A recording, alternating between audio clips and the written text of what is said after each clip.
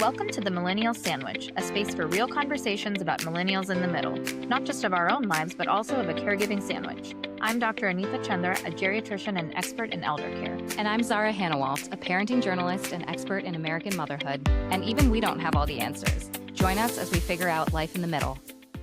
Hi, everybody. Welcome back. We're here today with Naaz Nichols. Naaz is the Chief Customer Experience Officer at care.com. She's also a sandwich generation caregiver. And we love that somebody who is behind these institutional decisions understands the caregiver experience the way you do. So we're so excited to have you. Welcome to the show. Can you tell everyone a little bit more about yourself? Yes, and thank you. I'm so excited to be here. I have been leading customer experience at care.com for almost 3 years now. I have 2 children. My daughter is 17. Her name is Zara, and my son is 15, and his name is Zane.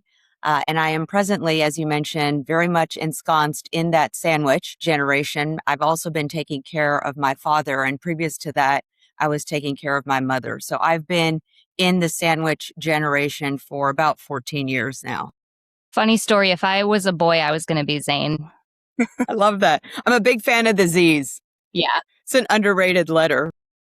But tell us a little bit more about your sandwich experience. Have you, like many millennials or many parents these days, have you had caregiving responsibilities sort of fall on you at the same time? Yeah. So when my mother first, about 14 years ago, she was diagnosed with Lewy body dementia. And at that time, my kids were very young. And that was a whole ordeal in and of itself, and certainly a learning experience. 2 years after she'd been diagnosed, she had a precipitating medical event which put her into the hospital, and she never came out. She progressed from there into a skilled nursing facility, and she ultimately passed away 4 years later. So that was a really tumultuous time. I was very much hands on deck with my mother. And I will say my children were, I wasn't my best self for them, obviously, because it was more of an imminent high stress situation and high criticality situation with my mother. And so I was very sort of hands on deck with her. During that time, towards the latter part of her stay at the skilled nursing facility, I started to notice that my father's health was also deteriorating. And at that time, he was living by himself. Ultimately, I took him to the doctor and he was diagnosed with Alzheimer's. And so when my mother was sort of towards the late stages of her life, I brought my father in to live with me. And that was really the best decision that I made, because I was struggling to kind of care for him in his home, managing my children in my home, and then also being there for my mother. And so bringing him at least under one roof with my children at least made things a little bit more simple. I will say when COVID hit is when things really fell apart. We hadn't planned, obviously, for us to be within the lockdown. And so my children were being virtually schooled at home. The caregiver that we had for my children, I could no longer have because I couldn't risk my father getting sick. My father, we had a perfect sort of arrangement with him. He would go to an adult daycare center while I went to work. They would pick him up. They would drop him off. I had a nanny for my children. So everything was working splendidly until COVID hit, and he no longer could go to the daycare center because it had shut down. And so here I was with my 2 children that were fairly young at that age, being virtually schooled and taking care of my father while I was working. And it just became absolutely untenable. And so I made the very difficult decision for the first time in my life to actually step out of my career. And I left the workforce just so I could sort of stabilize not only my children, but also my father. It sounds like your kind of entry point into the sandwich generation happened just like that when your mother got sick. And that was when you realized you were really in the sandwich all of a sudden. You said you left your career. What did your life look like then? And was this even on your radar as a possibility that this could happen or might happen? Absolutely not. My parents had been, as long as I can remember, sort of the paragon of good health. They'd taken care of my children. When my daughter was born, my parents watched her up until the age of 2. So for that role to reverse very quickly was not something I imagined. Taking a step out of my career was also not something that I imagined. I'd never done that. I'd been working since I was 15. The job that I was in, I absolutely loved. I was a CMO for a wealth management company. We had just acquired a company and we were working on another acquisition. So heavy M&A activity. We were launching a new marketing platform. We were going through a rebrand.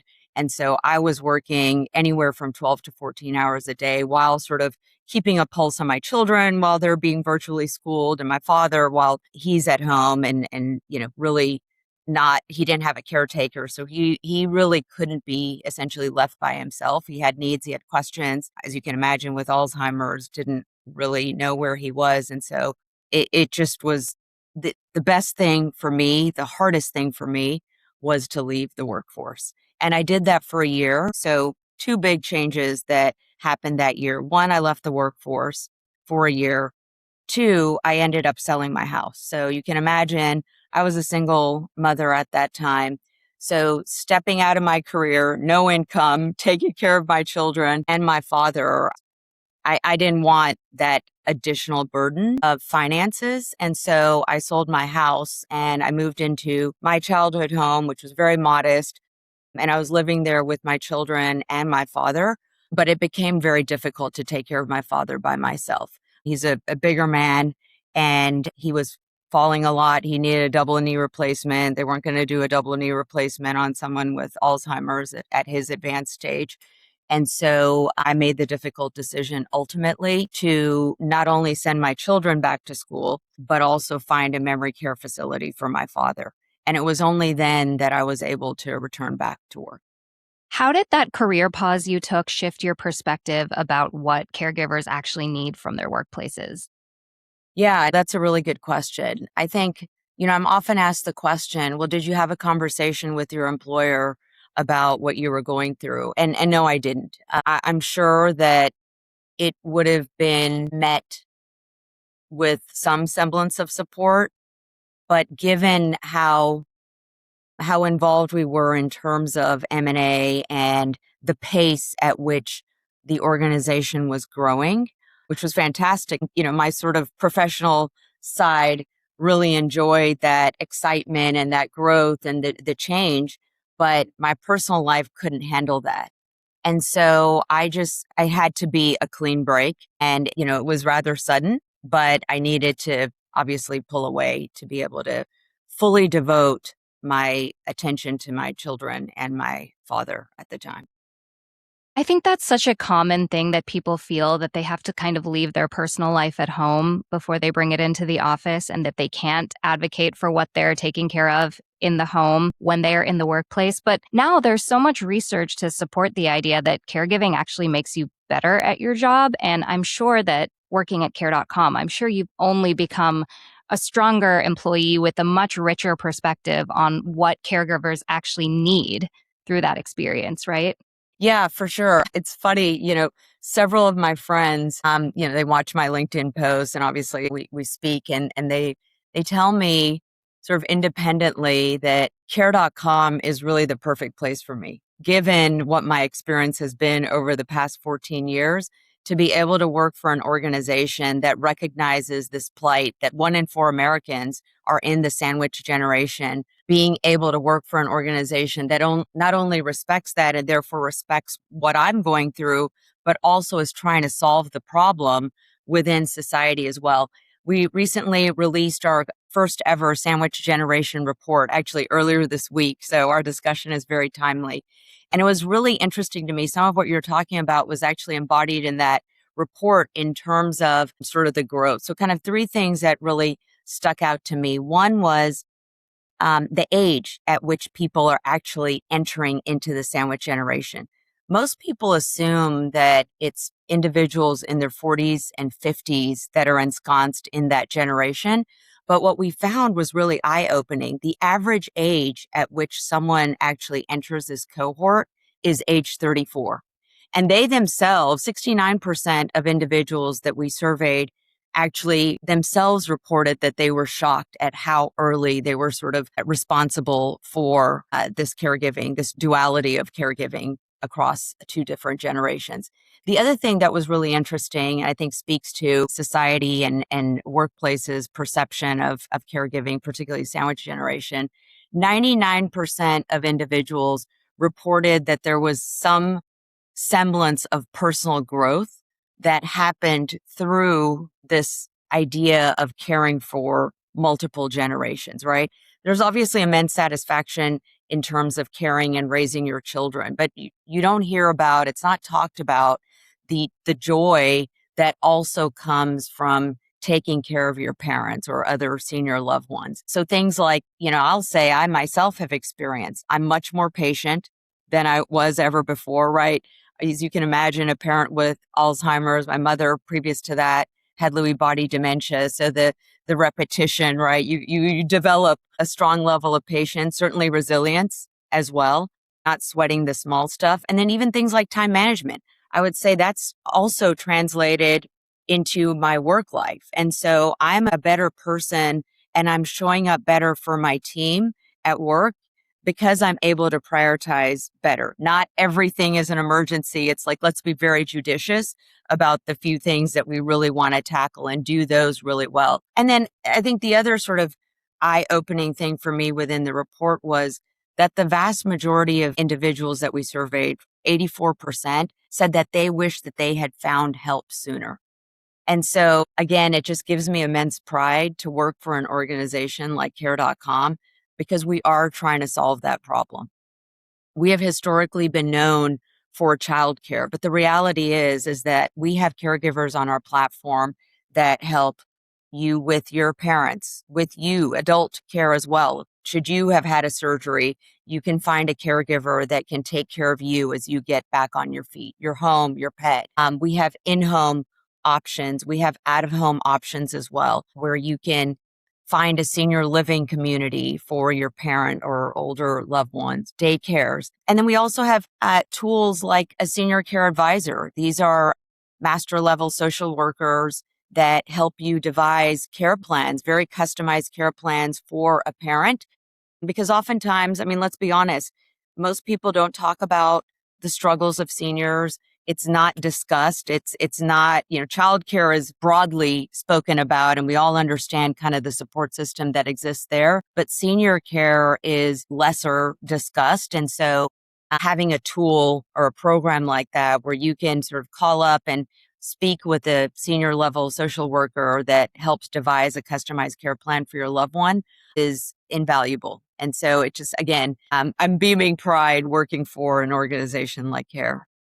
That's amazing. Yeah, I think I know a lot of my adult children of my patients who are older are always looking for resources for how to even start looking for help. So that's really good to know. And I want to go back to the first point that you mentioned in the report that people assume that sandwich caregivers are in their 40s and 50s, and the average age is actually 34, which of course is not surprising to us. That's why we started this whole space. But for most people, it is surprising. And I just was wondering, for that report, how did you define the sandwich generation? What were sort of the metrics that defines the sandwich generation caregiver? Sure. So the way we defined it is if you have dual caregiving responsibilities, if you're taking care of both children, so one generation, as well as adults, primarily within the senior care population. We talk about a lot that care is more than just hands-on care, and it's really management more than that. The stressful part of it seems to be the being the CEO of care for both ends of your caregiving spectrum. Would you say that's the case for what you see? The people who are seeking care, would you say that's pretty accurate? That it's more than just hands-on care? Yeah, absolutely. I mean, that's sort of the initial piece of it, right? You need to kind of stabilize the patient. You need to have sort of that day-to-day care, but there's so many more aspects to that as well in terms of, sort of recognizing the caregiver themselves, right? Care for the caregiver. And so we've seen in our cost of care report, which we've been issuing for the past 13 years, that the burden is high in terms of the sacrifices that are made personally, professionally, financially, and to one's well-being, right? Their mental well-being. Americans are drowning under the cost of care. as well as the duties that are associated with it. And this is translating into relationships. It's translating into making significant sacrifices. I mean, even within this report itself, our sandwich generation report, we found that 98% of people cited that they have had to miss major life activities because they've been sort of focused on care, right? And care in its broad sense, not day to day changing diapers or feeding people, but also setting up doctor's appointments and transporting people to doctor's appointments or daycares or what have you. So it extends much more beyond sort of that conventional care. Yeah. And I think also what people don't realize is that sometimes when you have multi generational care responsibilities, you need backup care in order to be providing care on one side of the equation, right? Mhm. Does Care.com offer flexible arrangements for people who are in those situations where the care that they need really is changing on a day to day basis? So we have two business units, our consumer business unit as well as our enterprise business unit, where we partner with sort of benefits forward companies that do just that, right? So they're looking to provide backup care for their employees, understanding that they need to show up for not just employees while they're at work, but also while they're at home. And so this is an invaluable benefit where, the thesis is if your regular full-time caregiver isn't available, whether it's for your children or whether it's for your parents, then this benefit exists where you can avail yourself of vetted caregivers that can come in and take care of your loved one. And so we found that that's been a significant driver in terms of improving sort of productivity, helping people's well-being, right? I mean, you all can relate. If your care arrangement falls apart, everything falls apart, right? Your day falls apart, and that becomes the number one issue that needs to be tackled. So having this sort of benefit is significant. And we found when we speak with our members that have access to this benefit that it really provides them above and beyond simply a peace of mind. It's really interesting what I hear when I hear your story, when you said that you had to step away from your career to care for a parent. And I know Zara has talked about she had planned to step away from her career when her children were young. The way that society views both of those scenarios is so different, even though it's really the same, right? We're stepping away, we're Hmm. taking a pause from our career for caring. But for some reason, the way we see that with childcare is accepted, it's kind of encouraged in a way. And when you're stepping away to take care of a parent or someone older, it's almost like we don't know what to do with that because we don't know what it might look like, right? The type of care that somebody needs can be so different. It's almost like we just don't know how to react. And I feel like in the workplace too, people really don't know what to do with that if you're saying you're stepping away to care for a parent.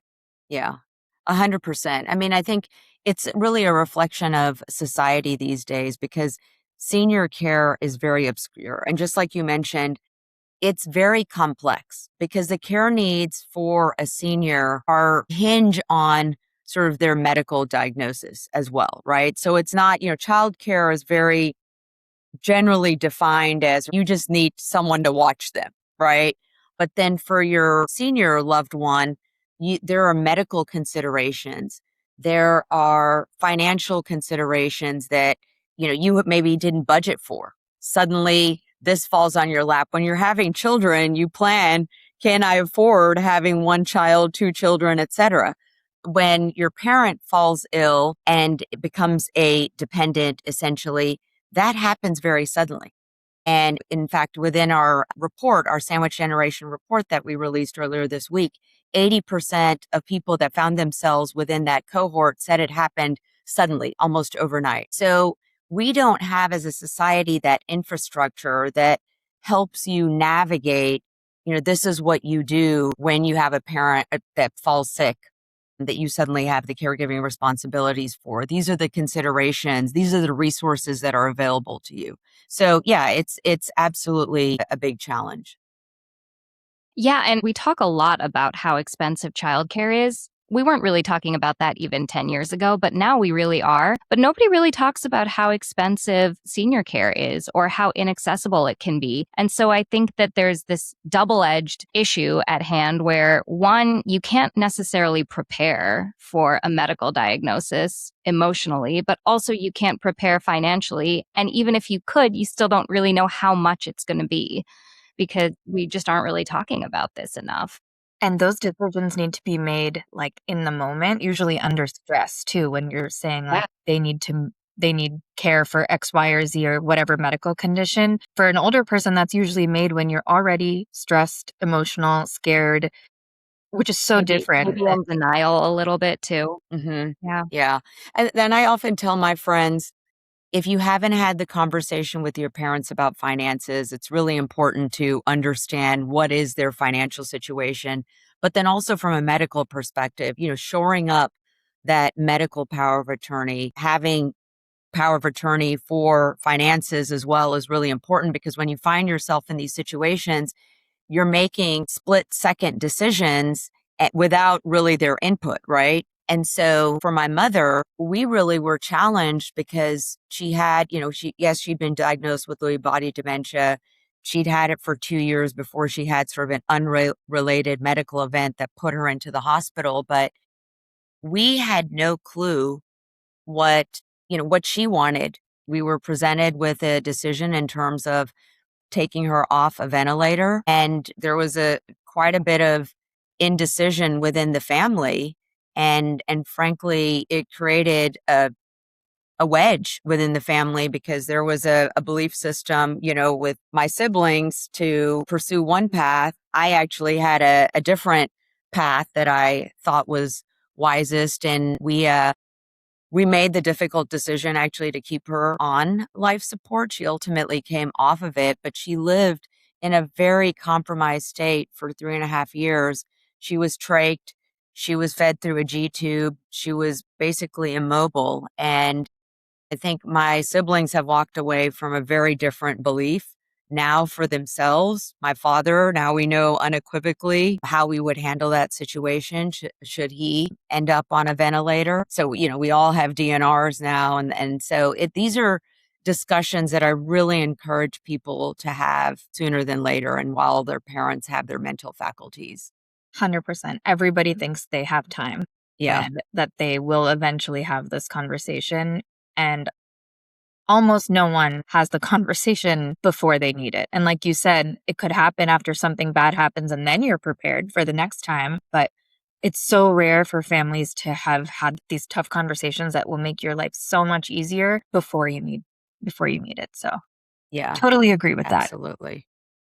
100%. Yeah, but it sounds like you are in a position now where you really understand the caregiver experience. And is that something that you have found that you really need to advocate for in your work? Because I know that so many institutional decisions are made by people who don't have any of that experience. I was talking to someone recently who said she used to work in benefits, and some of the benefits she would offer before she had her own children were just completely not helpful. And she didn't really realize that until she became a parent herself and began to understand what we actually need in the moment. Have you found that in your work that you really have a different perspective that you have to bring to the table? I'm fortunate at care.com. I mean, this is an organization that is designed to, care is in our name, right? I would say the vast majority of, if not everyone within the organization has that mindset that we need to advocate for care, particularly for senior care.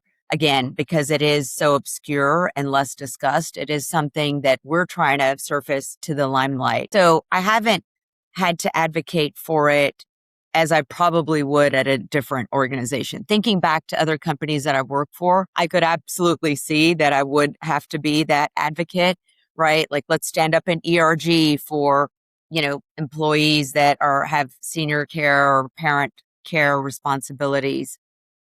But again, I think at Care, I've been really fortunate because we all sort of are rowing in the same direction and recognize this grave need that exists within society.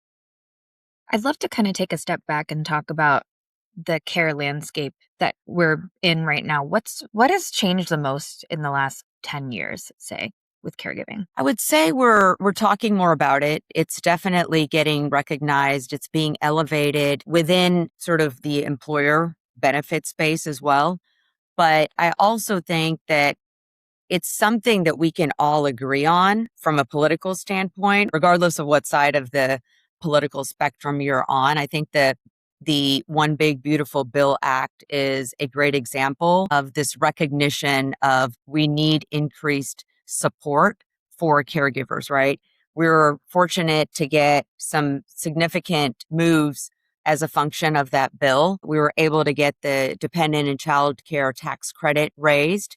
We were able to increase the dependent care FSA. And also from an employer perspective, Section 45F, we were able to get an increase in funding for employers for qualifying childcare expenses. So I think that, now that we're talking more about the gravity in terms of the cost of care, government employers now are stepping up in terms of how best to sort of deliver and help families out of that cost of care crisis. And what would you say is the statistic that surprises people the most? Maybe from even the report that came out this week. What would surprise people most? I think I'd go back to the age, the average age of the sandwich generation caregiver, for it to be as low as 34. I myself was shocked. I entered this cohort in my late 30s, and I thought that was really young. But I think, especially as you see these sort of shifts in the population, right? In 10 years, our senior population is going to outnumber, for the first time in American society, children under the age of 18. So with the aging of the baby boomers, you've got a decrease in our birth rate, right? Because of the cost of care and the cost of raising children, you see fewer people that are actually wanting to have children. And those that are starting to put off having children until they're financially stable. And so what this creates is now a greater percentage of society is going to find themselves within that sandwich generation cohort. I mean, my parents had me when they were older. My sister is 9 years older than me, right? So like it makes sense. She often talks about like, well, in our generation, people are dealing. I'm like, well, let me take time out. I'm almost 10 years younger than you. So, I think about my peers. Most of them, they have parents that are helping them. And so like the role is very different for me. And then I didn't have my children until later in life as well. And so that's what we're seeing play out in society because of the significant expense associated with childcare, raising children. The burden is going to become much more pronounced and severe for people as they do have to take care of parents and children. It's really interesting because we're in our 30s, and part of the reason we started this podcast is, well, all of the things you mentioned, but also we realized that in our conversations that we were having with friends, one person would mention issues that they were dealing with related to the sandwich generation, and it would be like dominoes. Everybody would have a story at the table. And like Anita said, I paused my career when I had my twins, and that is kind of seen as like the normal career pause. You step away and then you go back when your kids start kindergarten, things like that. But I have met so many women recently who are deep into their careers, who have kids who are well into elementary school and who are stepping away now to take care of parents. Did you feel like there was friction around that decision, or that you were the only person who was making that decision and then you kind of realized that you actually weren't?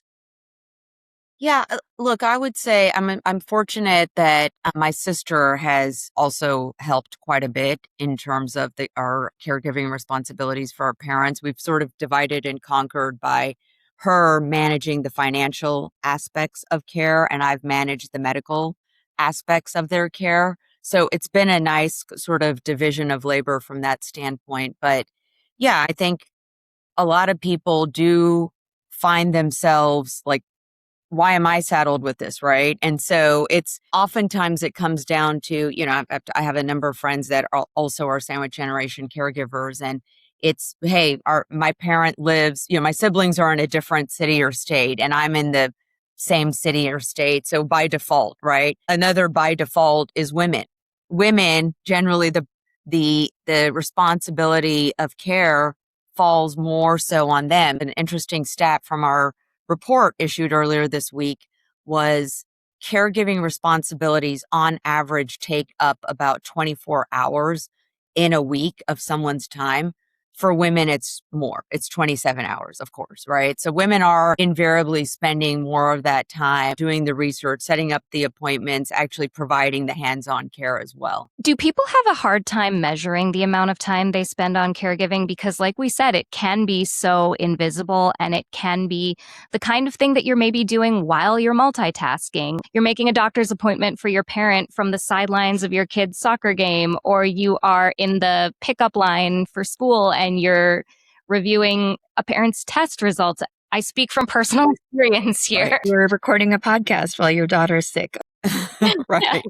You're recording Touche. a podcast while your daughter is throwing her magnetiles around. Yeah, that's why I think people have become really good at multitasking, not because they wanted to, but because they have to, right? We only have 24 hours in a day. So you have to get really good at prioritizing the most important things. I would say, for me, for the longest time, it was a game of whack-a-mole until you can set up that care system. But it's not perfect, right? Even if you've got a framework and you know how your kids are going to be cared for and how your parents are going to be cared for and any other loved ones, things don't always function as designed. There's always going to be something. Someone gets sick, right? Your child gets sick. Okay, now what? So it's essentially a balancing act, and I would say they talk a lot about women have a balancing act, and working women in particular have a balancing act. I would say sandwich generation caregivers,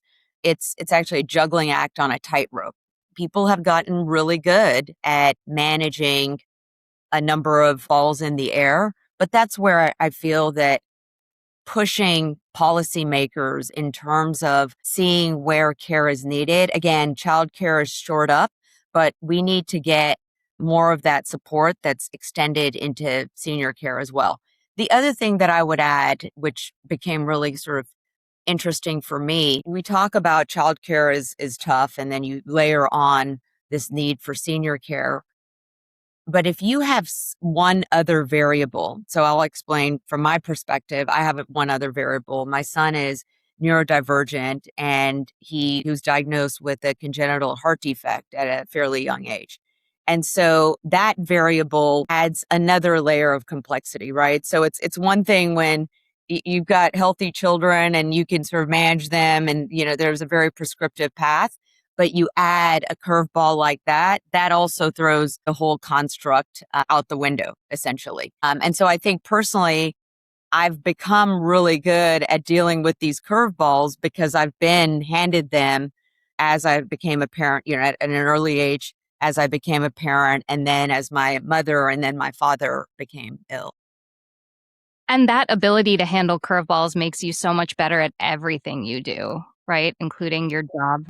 Think so, right. Well, I've had to take time off again at another time in my career for my son because of the challenges that he was having. And I think it's really having the courage to kind of step away to tend to, because you'll find at a certain point, yes, you can manage it, but then you can't. And so you have to make the difficult decision to step away, because there will be times when you can't do it all. We try to sort of elevate women in particular in society, like, oh my God, a superwoman, she's doing it all. But there's no shame in admitting that actually you can't. And if you want to show up as your best self for those that need you, then you have to make hard decisions. And I tell oftentimes friends and others that I'm speaking with that are looking for some sort of counsel on how to navigate, there should be no shame in taking time out to do what's important. And yes, there are financial burdens as a result of that, but this is where I think society really needs to play a part, right? Policymakers need to play a part, understanding that there are going to be these gaps that materialize for American families, and we've got to figure out ways to better support them and show up. And the care team could also be a great support too, because I know that with my patients, a lot of the time, I am the first one to tell them or their children that you're allowed to just be a daughter. Even though your parent has told you, don't put me in a facility or don't, do all these things, no one actually knows what their situation is going to be. Hmm. And a lot of the time, if you kind of put it into the perspective of if your mom was sitting with us right here and she knew this decision that you had to make or the guilt that you're feeling, what would she say? So often the answer is, yeah, I just want you to be able to be my daughter and not be the person who feeds me or gives me the med and my nurse and my financial part, like all of these things. Yeah. You're allowed to just, not just, you're allowed to be a daughter Right. and you put that relationship before the stigma of care facilities or getting care or getting help.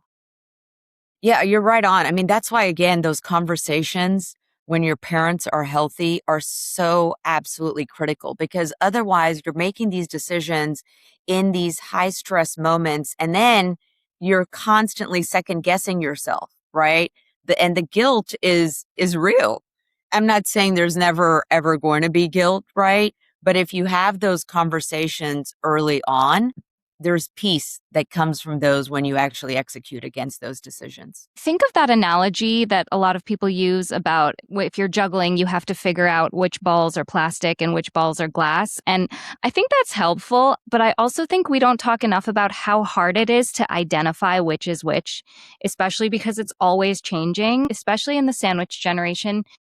At one point in time, your kid could be the glass ball, and then your parent could become a glass ball, and then your work could. And it's constantly shifting. And your ability to assess the situation day to day, I don't think that piece of the experience gets talked about enough. Yeah, I totally agree. I mean, I think American society in particular, they put a lot of emphasis on being kind of the best, right? And I will tell you, I was raised by a perfectionist. My mom was a perfectionist and all of my siblings are perfectionists. But I made a decision when I took a pause in my career, so 6 years ago during COVID, that for me, about 80-20 rule would suffice. I no longer needed to be a perfectionist. If it was 80% good enough, then that worked for me. And I think part of it is also giving yourself permission to not, I'm not saying every single person is a perfectionist, but we put a lot of emphasis on that again in society. And then we do it to ourselves, giving yourself the permission to, hey, you're showing up as your best self. Your best self isn't perfect. No one is perfect. And that is so important in these caregiving situations. Again, particularly as a sandwich generation caregiver, where no one's going to be able to show up perfectly. And that permission, I think, is a huge unlock for yourself and your own mental well being. Yeah, it's hard. And it's pretty much everyone we've interviewed has said some version of that. Of, you have to give yourself grace. You have to learn self compassion. And we all struggle with it so much, but it's really important. Yeah. Yeah, I feel like most of our listeners probably would identify as perfectionists or people who feel like they can't ever be dropping any balls, glass, or plastic. So, and you have such a unique perspective, of course, your own personal story, but with being in part of care, you have this like bird's eye view of what Americans are looking for in terms of care, what they're missing, what they're searching for. Is there anything happening that hasn't made it to the public yet in terms of what kinds of care people are looking for? Look, and that's why, we've expanded beyond just childcare is because we've recognized that care goes above and beyond just children. It's your pets that need care. I mean, some people they don't have children. Their pets are like their children, right? Their house, their home needs to be cared for as well. And then of course parents. And so I think understanding where the need is, that's where we're going. And making people aware that we have a broad support system where it's not just, again, childcare and in-home. There are a number of other opportunities that are available. I think a lot of it is just about education and awareness because people don't know and they don't find out until they're, again, in that precipitating moment where they have to make tough decisions. And so, again, if you have parents that are aging, do the research now in terms of finding out if you know unequivocally that you would never put your parent in any sort of a home, find out about in-home caregivers. And even from a home perspective, you don't know what sort of medical state your parent may end up in. So making yourself aware and educating yourself in terms of what are the different resources. When my mom was getting discharged from the hospital, we had to do a very quick analysis in terms of, right? It's like, okay, here's her discharge date. Yeah, you don't have a lot of room and we're like, okay, what's a skilled nursing facility? She has Lewy body dementia. So does she go into a memory care facility? She never wanted to be put into a facility. So can we bring her home? Oh, but she's trached in the G tube. And so that's really tough to manage at home. And the cost, by the way, of someone coming to the home and having 24-hour care is, by the way, almost the same as a facility. So all of that you're doing very, very quickly. And then you're constantly second guessing yourself after you've made that decision. Was that the right decision? And so, it's great for my dad that my mom was sort of the guinea pig that we were able to learn a lot about, and we can speak from a place of education surrounding what we need to do with my dad. But I would say educate yourselves in terms of what are the resources and the types of care arrangements that are available. Yeah, and what is actually covered with insurance and what isn't. Sometimes Yes, people are under this false impression that once you sign up for Medicare, you're good. They're going to take right. care of you. But there are so many rules that, I mean, even as a geriatrician, I feel like every day I'm learning a new rule or a loophole or something crazy about, how many days exactly they'll cover, how many Right. midnights you need to stay in the hospital for them to say that this is okay, or the fact that if you're going home with hospice, for example, Uh-huh. that doesn't mean that a nurse is going to be there with you. You become Right. the nurse. You're the nurse. Right. You're suddenly Exactly. the captain of the ship. All of these things, if you don't know, or like you said, if you don't educate yourself on in advance, you're learning this the hardest way possible. Yeah, Yeah. absolutely. Yeah, or you find out the day of discharge what's Right. actually going to be covered, or if you're going to go somewhere else instead of going home right away. It's a really tough system to navigate. Yeah. There's so many middle members making these Uh-huh. decisions. So when, from the medical perspective, when we say, okay, you're safe to go home, there's like this huge tunnel in between, like who's making the decisions about where you're going, what help you need, what is actually happening in between you going home. And I think that is the piece that's lost a lot between, because if you're a family member and you're with your mom sitting next to your mom at the hospital, what you see is someone in a white coat coming in and saying, "Get out of here." And Right. you're like, "Wait, what?" Like, Yeah. nobody said, Where are we going? And what are we supposed Right. to do with this?" And it's really easy to see how that person, that you could feel like, oh, they have no idea. They just want me to leave. They want me Right. to just pay the bill and leave. And from our perspective, we're thinking, well, someone surely has talked to them about what the next steps are and where Mm-hmm. they're going and what. So, yeah, I mean, we all know the system And, is and terrible. they don't give you any resources when you're discharged, right? I mean, I think that was the big sort of aha for me, an unpleasant aha. Like, Like, good oh, luck. I thought they'd give some coaching on, like, okay, you have three options, right? And you would want to go here, pros and cons with this. Here's option two, pros and cons. And it's not any of that. Yeah. It actually feels a lot like that moment when you first take your baby home Yeah. and you're just like, Yeah. wait, This, I'm another yeah. I mean, you're right. It is very similar to take your parent home, but the health, complexity of a senior is so much more involved than it is of a baby, right? You don't think that in the moment with the baby, right? But because you think, oh my God, here's a life, that precious little life, and they can't speak or tell me anything. But And when you that, take your baby home, maybe you call your parents and say, "Hey, yes, help me. What do I exactly. do with this child?" But then what are you supposed to do when it's the other? Who do you call? Yes. Yeah. exactly. Yeah. It's a really good Who point. do you call? I mean, Naz, who do you call? Well, it's interesting. I call other friends that are in the same boat. My sister and I bounce ideas off of one another a lot. We have a couple of physician friends that will, they're not geriatricians, but they know enough about the medical system to provide some advice. But you're right. I mean, that's the thing. And that's why, I think having resources like our senior care advisor service, where you just call up and tell them, I've got mother just discharged. She's got Lewy body dementia, trach, GI tube. I don't want her to be in a facility. What are options available, right? Like you can be very prescriptive and you get a customized care plan. And so I think having that sort of a resource, because we don't know, again, no one talks about this. This is very obscure senior care and it's very specific and personalized to that individual.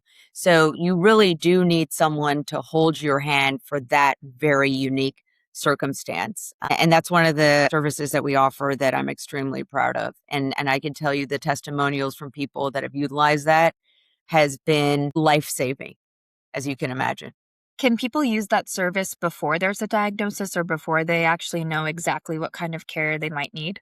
Yes, absolutely. That's great. We launched it last year. It's our senior care advisor, and I couldn't be more proud of the offering. Amazing. Do you have any personal systems or routines or anything that you rely on to kind of keep all of the pieces of everything you're managing together? I would say the most important thing. So I have a spreadsheet that I use that I've developed myself, and it has all of my resources in terms of the doctors for my kids, the doctors for my parents, phone numbers, my dad's medications. I mean, it might sound silly, but that's one of the biggest things, right? When you're going to appointments, knowing he's on like 12 different meds. And so having all of that. So it's basically a workbook which has all of this data that I share with my sister. And so, at any given point, like we're up to date on, if one of us can't do something, then the other one can quickly help. And then I have a calendar that I use that, again, it's just a Google Calendar that has everything on there in terms of sort of work commitments outside of typical work hours. It has my children's commitments. It has my personal commitments. So that's really important and helpful as well, because I feel like I always have this feeling that I'm missing something, right? And so having a visual that everything is documented on is really important. I've talked to people about like different sort of time management sort of systems. And what I've found is that they're not integrated. Personal life is very disconnected from your professional life. And so I think bringing all of that together, because look, we're going to be dealing with personal things even at work. We're going to be getting doctor's calls, right? And then we're doing office work when we're at home as well. So these lines between personal and professional are really starting to blend. They've been blended for several years now. And so I think like having that full on view in terms of what is happening on any given day in my life is really important, at least for me. We talk a lot about caring for young kids in the sandwich generation. Zara and I have young children. I know you said you have two teenagers. How has the experience in the sandwich changed as your kids have gotten older, and what is their role now? Yeah. I mean, look, good or bad, because they've been exposed to illness and care and death at relatively young ages. We've had a lot of tough conversations as well in terms of, some of these conversations that we talked about having with your parents, I'm actually having with them. And so I think it's definitely, that's helped. I think they've matured probably faster than other children that haven't been exposed to this. They've seen me be gone when my mom was first in the hospital. I left for work first thing in the morning before they got up, and I came back after they'd already gone to bed. I was fortunate to be able to hire an au pair, someone that lived at the house that could take care of my kids while I was sort of all hands on deck with my mom. So they've seen the challenges also of care. My son's certainly seen the challenges given his health problems and how I've had to navigate the health system. So I think that they've learned a lot. They've also developed a very high degree of empathy, more so than I think the average teenager has, just because they have been faced with this. Yeah, I think that there's been greater resilience on their part as well. And they've certainly seen how best to time manage also. And I think they've accepted the 80-20 rule for themselves as well. So they are definitely not interested in being perfectionists at all. And I've shared with them that that's not what's most important. What's most important is feeling that you're doing the right things for the right people at the right time, but taking care of yourself. It's an incredible thing for your children to have learned from all of this. Yeah, that's something we don't really talk about is teaching our kids that you do not have to be perfect. Yeah. And by watching their parents live that, and I bet they're so proud of you because it's not like you're doing nothing, you're doing everything. We don't have to be perfect. Thank you. I hope so. Well, you have so much on your plate. What do you do for yourself? There's a couple of things that are sort of musts for me. So one is I have to, and this is a family thing because I have been so removed from my children's lives because I've been focused on my parents, right? I loved it again when my dad lived right there because it was like, okay, great. We can all be together and I don't have to like choose between the kids and my dad. But now that my dad's in a memory care facility, I'm gone, right? And so one thing that I will not compromise on is I will always have a dinner, ideally a home cooked dinner because I love to cook with my kids. Sometimes they're not eating. Oftentimes they're not eating until 8:30 or 9 and they complain about it. It's become a joke in the house, but at least they're getting a home cooked meal and we're doing it together. So that's one thing that I absolutely insist on from a family perspective. And then I would say, the thing I do for myself is also because look, my mom had Lewy body dementia. My dad has Alzheimer's. I mean, I have to take care of myself, my health, right? And in speaking to doctors, I worry about me and do I have an increased predisposition to dementia, some form of dementia? And, the doctor's advice is eat right and exercise. So I do make a point to try to exercise at least 4 times a week, if not just for my mental clarity, but also because I'm trying to stave off any sort of illness for as long as I can. So I would say those are 2 things that I absolutely insist on. Do you have a millennial sandwich survival tip for our listeners? I would say give yourself grace. That we're our worst enemy. We're hardest on ourselves. And if you're doing these hard things of raising children and taking care of your parents, this already is a tremendous achievement and you should be very proud of that. You're not going to be perfect and that's okay. Accept that. Thank you so much. Thank you. I really enjoyed this. Yeah, we loved hearing your story and what a unique perspective. And thank you. Thank you for listening to The Millennial Sandwich. Don't forget to like, subscribe, give us a rating, and connect with us on social media.